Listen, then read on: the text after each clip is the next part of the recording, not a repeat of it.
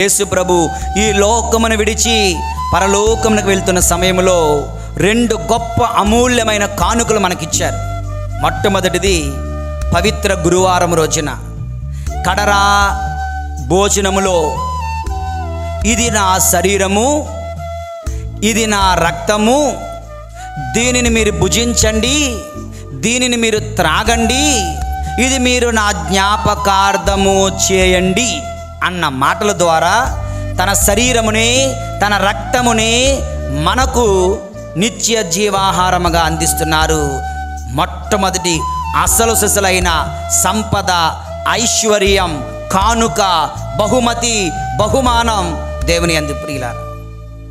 ఇక రెండవది good Friday రోజున అక్కడ కడరా విందులో, ఇక్కడ సిలువ మరణములో, కలువరి బలి యాగములో అంటున్నాడు, కుమారా ఇదిగో నీ తల్లి, అమ్మా ఇదిగో నీ కుమారుడు. తన తల్లిని మనకు అందిస్తున్నారు.